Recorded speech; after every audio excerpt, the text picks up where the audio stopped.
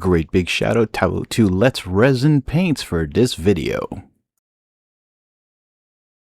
Hey everybody, welcome back to the channel. Today I got a little something different. I was actually sent this big box of airbrush paint. That's actually a great price, but is it a great paint? We'll find out. We're going to hit the table and take a look at it. I mean, look at all the amount of amazing colors you get. You get some iridescence, you get some metallics, you get a buttload of thinners that you actually need or not. We'll find out. Couple primers, matte white, gray, and black. So that's pretty cool that you get some primers built into there. What other colors you get? You get a whole bunch of them. The only one you don't get is gray, like a regular color, which is kind of weird. But I mean, you can mix black and, well, you have light gray, but I was hoping for more of a darker gray. But anyways, so let's crack this open. What's kind of cool. Anyways, take a look at that. So a whole bunch of paints, a whole bunch of colors. So let's take a look at it. Let's try them out on the terrain pieces from Deep Rock Galactic. And let's see how they measure up. To test out the old airbrush paints here from Let's Resin, we're going to paint some terrain pieces from Deep Rock Galactic. We're going to have a lot of fun. First, we're going to look at the bottles, how they are used, how do you open them, because it is different. They have this little twist cap, all right, that somehow prevents paint from coming out, and then they have another cap inside preventing the paint from coming out. Now, in the instructions it says remove this. It doesn't say to put it back, and at first I was actually having a hard time with it, and it didn't want to pop out. So I grabbed a little tool here and just slid it out, and then there's paint all over it, so you know your fingers are going to get messy. So I threw these caps out, by the way, of every single paint I used. I don't know if this is going to cause an issue. Then you put the top back on and you literally just untwist that cap and the paint comes out. Don't forget to shake it before. Now when you shake it after you remove that, paint will go in the little top part, but it doesn't come out. So I'm taking my Ultra 2024 Harder and Steenbeck airbrush here, putting that right in. No thinner. I'm trying it without thinner. It is, as you can see, pretty watered down. It is pretty thin. I'm surprised how thin this was.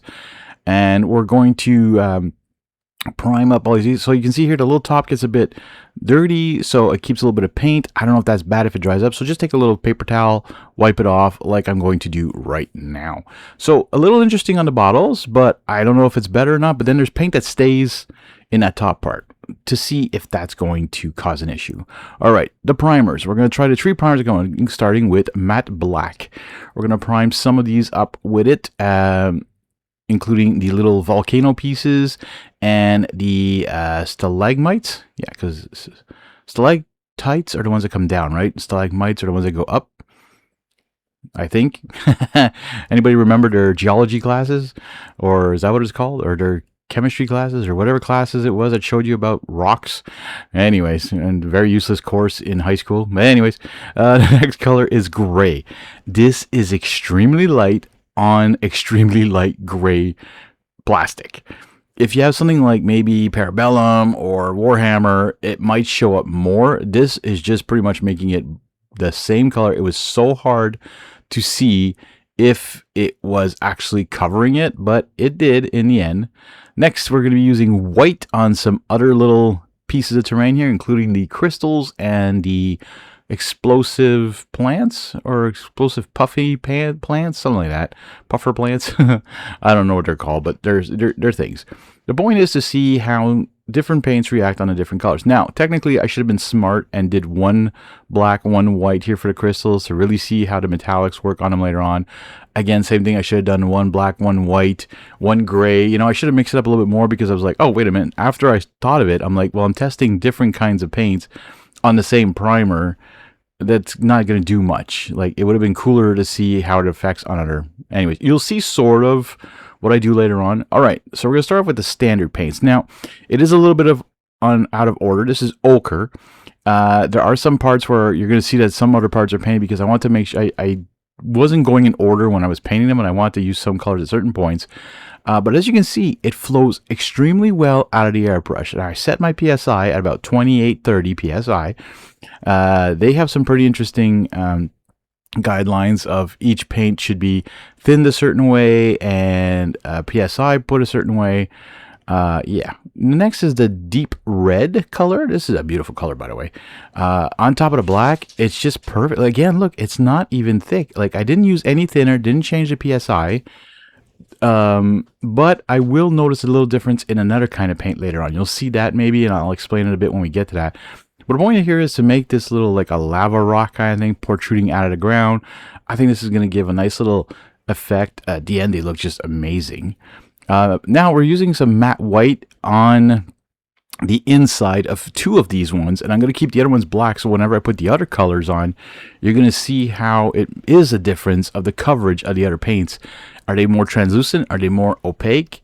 I don't know, but the white does a good job covering up the black here. It kind of does a zenithal on the little bubbles, and I got a little bit of lava flowing down the side of the little magma bursts here or whatever.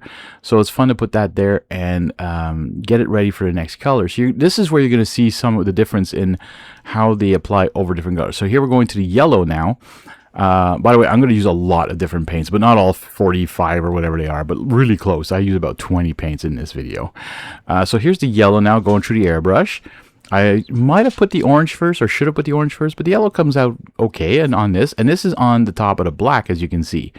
So as you see, it covers the black really well. Even on top of the red, it does a good job. So it has a good opacity, whatever you want to call it, guys. Comment down below if I am totally messing up the language here. And then on top of the white, you can see it's a little bit more vibrant. It has a little bit more of a glow to it.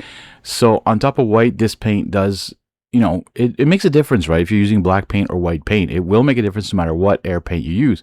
But so far, I was quite impressed with this here. And if you want to find out more about them, take a look at the affiliate link in the description. You'll help me out a little bit. I'll get a little something for everybody who purchases this through the link. And yeah, so very thankful for anyone who does that. I don't know 100% if there's going to be a rebate for those who do use the link or not. We'll find out. You'll see when you click the link. I'm not 100% sure how this works. It's the first time I get something sent to me that requires a review and a setup for an affiliate link after. It's pretty cool. I mean, I have other things with affiliations, but such as Parabellum. Go take a look at that link. Printable Scenery. I have an affiliate link with them too. And please use those links to purchase stuff, not just to go view and then not buy anything, because then I don't get anything out of it. But Parabellum, you save 10%. So go take a look at that. Okay, that's really worth it. Blue-green now. We're doing this on those crystals. I'm going to do two different bluish colors on here. Now, at one point, my airbrush, I had to clean it because I was noticing it was starting to stick a little bit.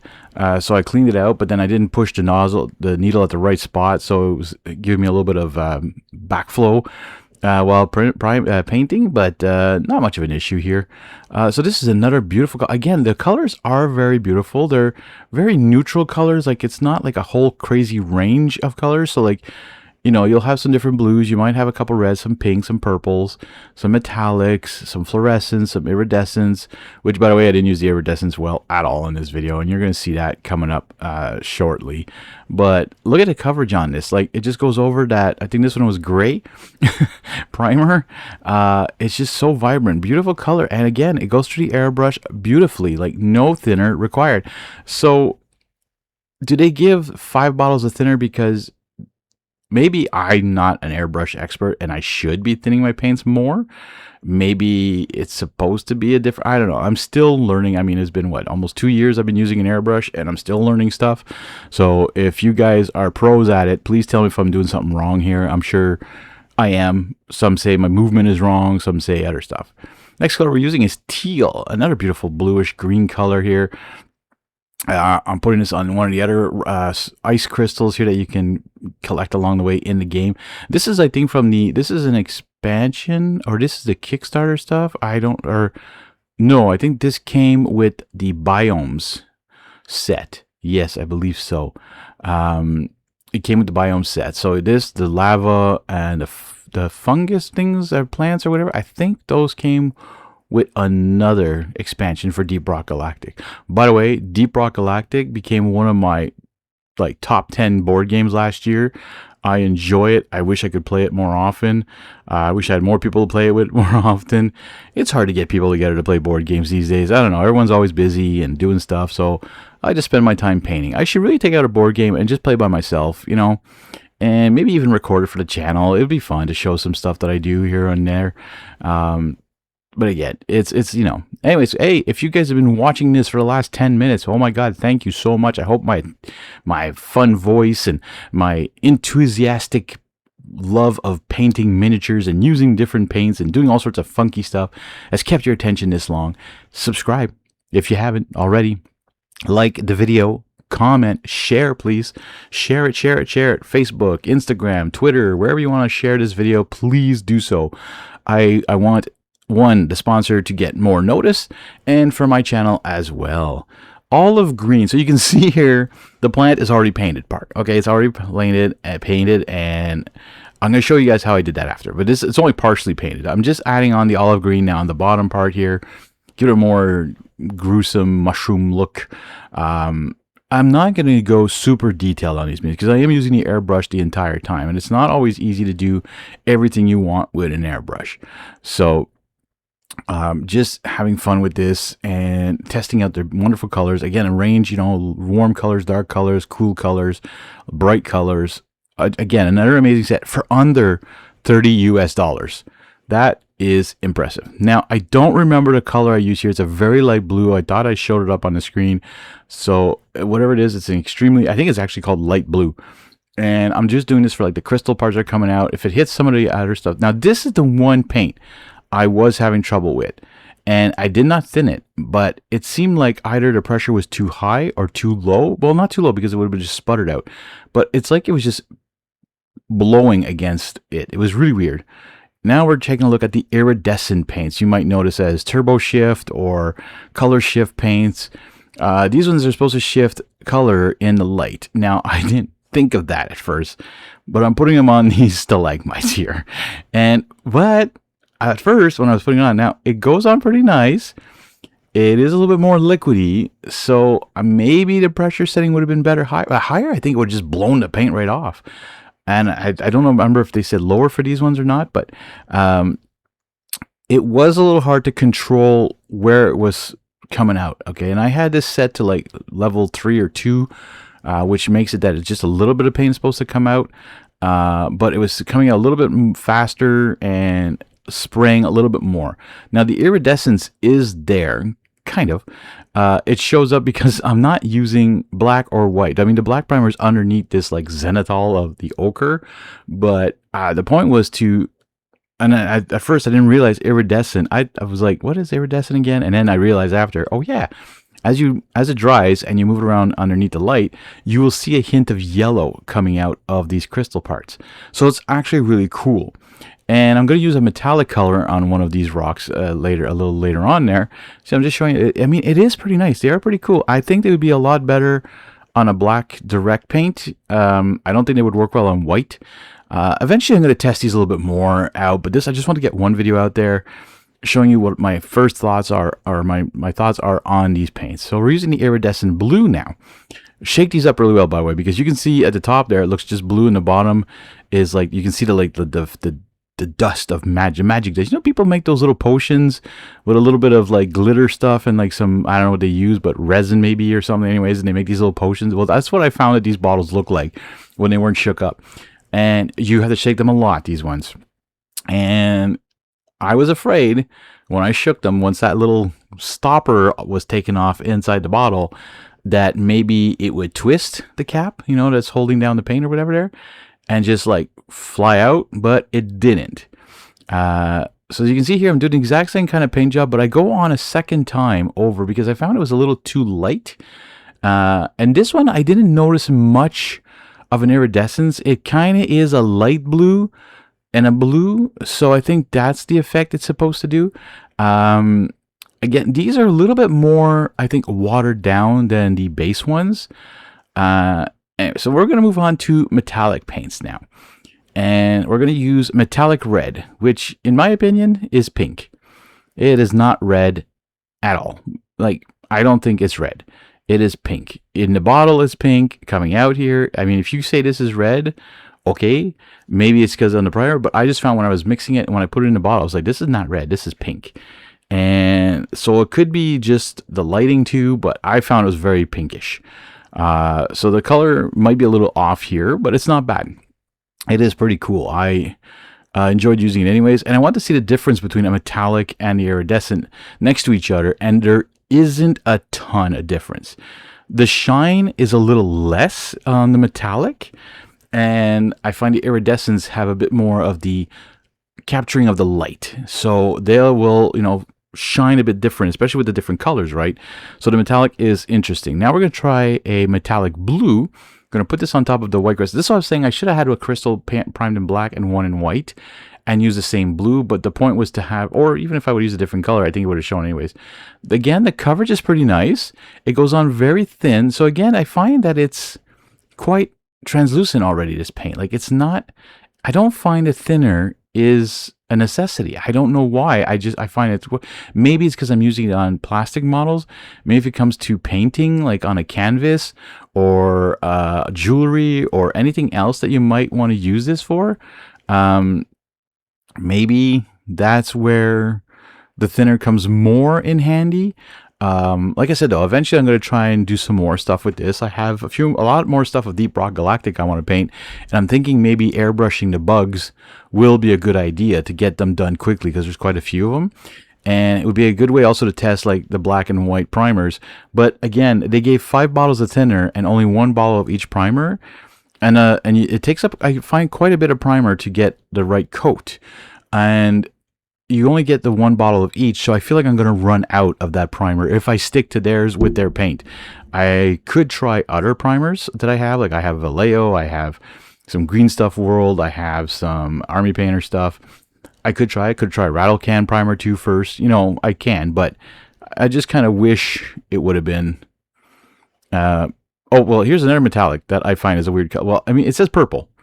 I'm putting on it. This one also looks pink. I don't know, maybe it's just my glasses or whatever, but I find this one also looks a bit more pink than purple. When it dries, it does have the purplish hue to it. Again, not a ton shiny though, so it's kind of good when you're doing metallic colors. Like, let's say you were doing like a sword or something, or like some armor. I know this is a weird color for armor, but I don't find it's going to make it pop too much. You're going to see I paint the base off camera on this one because I just mixed up a bunch of colors to see what it would give. It kind of gave me like an earthy tone, which is what I wanted. I didn't want to use the ochre again, and I didn't have any, there's no brown. By the way, no brown. I think there's a light gray, and that's it. There's no brown. So if you want brown, you got to mix up some colors. And I think I had some red, green, and ochre, I think, and something else, maybe a little tinge of, I mixed up a bunch of colors, and just to get the brown I wanted. And it wasn't even that red brown; it came more out reddish, which is kind of interesting. So I guess I put too much of one color. Again, you can see that it comes out of the airbrush very well. I'm still going over quite a few spots because I found that the white underneath was coming through quite a bit, so it's quite translucent. I was expecting a little bit more thicker, but I guess it's to go through the airbrush a lot easier.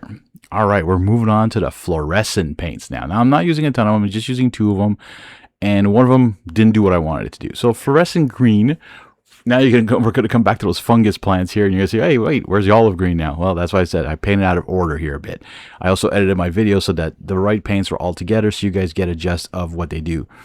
Now, the fluorescent green, I don't know how thick or how not thick you're supposed to put on this. But I think by this point, I think my nozzle was getting quite dirty and I didn't clean it for a while and it wasn't coming out super properly, but it kind of did. And again, I'm not sure if I'm applying the right amount of it, but I think I was. And also, I think these miniatures could have benefited from a washing of hot soapy water first.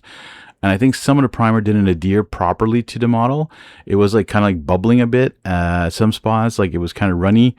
So I think a good washing would have done better. I don't wash my models. I know people out there, oh my God, there's heresy here. You're not washing your models. What's wrong with you? So yes, I should do that once in a blue moon or see if they need it or not. But anyways, live and learn. So now I'm trying the iridescent yellow, and the point was to put it on top of the green in the spore area. And the point was that where the green kind of washed away, the yellow was supposed to come out. Now, it's not bad. it's not great on top of each other. I can tell you that right now. It is way too translucent, and you can see I'm bubbling up in the cup, so I think a little bit more air was going back up, so not enough air was being pushed out. That could be my issue as well, but to be honest, I don't think so. I'm going to bump this up a notch after this. You're going to see what I'm going to do. I'm going to use one of the base colors and come back and actually like bump that up a bit more to hopefully make it look even more fungusy looking. Yeah. Anyway, the fluorescent yellow, but the fluorescents do work really well. You can see the green is pretty cool. It went on very translucent, so be aware of that. That I wouldn't use it on like a whole surface like this. I would probably use it more for like a glow effect or something like that, just quickly like on a plasma gun or a light source, something like that. And as you can see too, this one, as I was putting on there, it was just pushing itself off into the recesses. It was very interesting how very liquidy this one was. And you can't shoot from far because then it oversprays and does a crazy thing. So you have to be close. But is it this one where the PSI should be lower? Maybe. Maybe because it was shooting it out too fast. It was just making it go, you know, like, and just blotching into the things. But, you know, you can see there, some of the yellow is blotched up in some spots. So here's where I fix it. Take some yellow and go back over those spores. A nice little dusting here effect, and this puts the final touch on it. This I think looks a lot better now. You can see I'm just like spurting very quickly. I have it set to I think level 3 here on my Ultra 2024. Just letting the brush do the work, letting the air come out, hit the paint through, and get everything that needs to, you know, get highlighted kind of thing. By the way, I did not slow this video down except for one part because it was very long, but the rest of this is all natural time. And again, I want to thank Let's Resin for sending me this, even though we had a little bit of fun with a lost package the first time, but the second time I got here within no time. So again, thank you so much. If ever I receive that second package, Let's Resin, I will give it away to either my local game shop or to people in my community that want to paint or anything like that. I might, if I ever get it. I doubt it because I think it's stuck wherever it may be. We will never see it. It is in the black hole of the mail. Anyways, let's take a look at all these models in their perfection. Here we have the little lava motes that come out, so you can see that. I mean, look, the coverage is amazing. The color is nice. Amazing job. Now we're looking at the stalagmites here. You can see the iridescence, how it does glow. The metallic, not bad, but again, not red. I'm sorry, that is not red. One downfall I see there, but whatever. Here's those spore plants there. Pretty cool. Very simple paint job. I didn't want to do a crazy stuff on this. And again, I'm using just an airbrush with just their paint, so I am limited with what I could do with them. These crystals, though, I mean, pretty good. But again, that is not purple. That is pink. I don't know. Anyways, let's have a look at my final thoughts. All right, so we had some time to take a look at these cool airbrush paints by Let's Resin. Like I said, they reached out to me. They said they wanted to send me a box. I was very happy to test them out. As you can see, the coverage was really well done. A lot of the paints are interesting. I mean, the bottles are interesting, as you saw at the beginning of the video, how you open them and how you get them to go. I don't know if later on, if the caps that get full of paint are going to dry up and cause issues. We'll find out in the long run. But overall, my experience with them was actually quite impressive. The fact that I did not use any thinner at all really made it that it was interesting to see that, you know, they were right out of the bottle and into the airbrush, and they worked. Overall, I give them 2 thumbs up to these paints, or 2 brushes up, or whatever you want to call it. For under $30 US, it's a pretty good bargain for 50 paints. Okay, 5 of them are thinners, so you're getting 45 different paints. 3 of them are primers, some metallics, some iridescence, some fluorescence, and some base colors. So if you are interested in trying these out for yourself, click on the affiliation link I have in the description down below. It will help me out, and it'll give you a little something back as well. Again, I want to thank you guys so much for watching. I hope you enjoyed these videos. Don't forget to like, subscribe, comment, share the video, and keep slaying the gray 1 miniature at a time.